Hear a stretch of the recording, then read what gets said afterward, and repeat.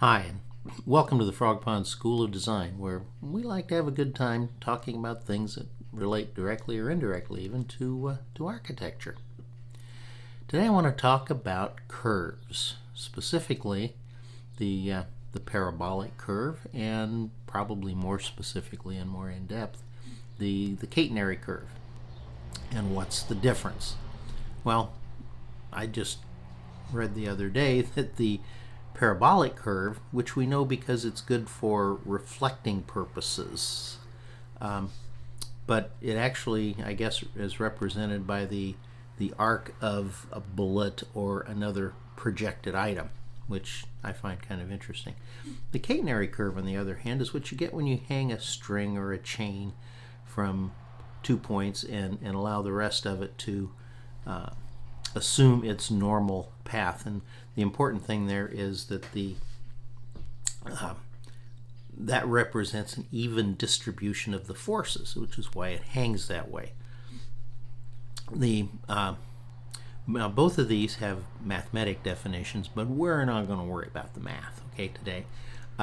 It's just important to understand that they're not the same curve, and they each have different mathematical definitions and different purposes. I'm going to talk about the catenary curve because it's been used so much and so effectively in architectural and other structural applications.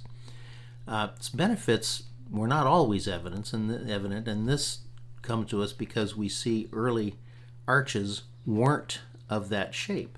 The Romans and through the Romanesque period used rounded arches, usually a half circle or pretty much that.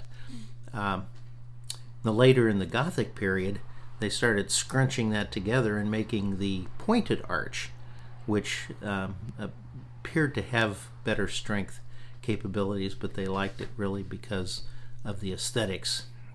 And it was quite a bit later before somebody discovered the characteristics of the catenary.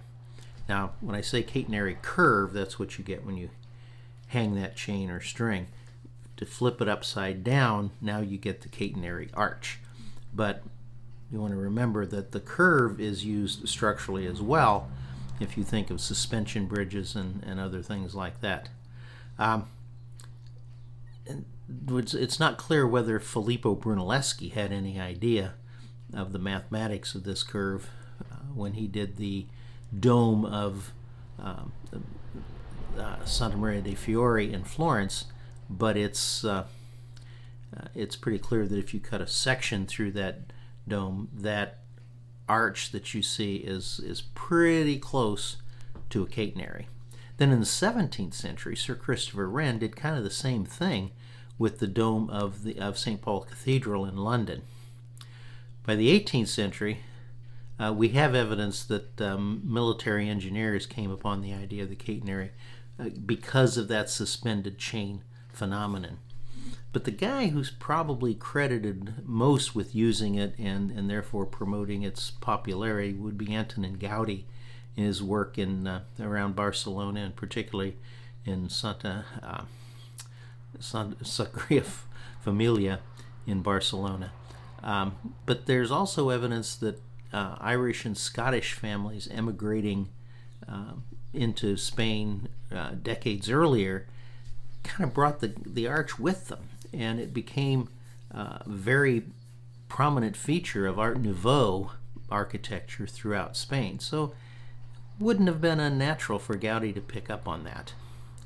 Then, of course, more recently, Eero Saarinen used the catenary arch for the design of the Gateway Arch in St. Louis. That's the most common, or the most recent common, well-known use of it, and the largest catenary that we know of.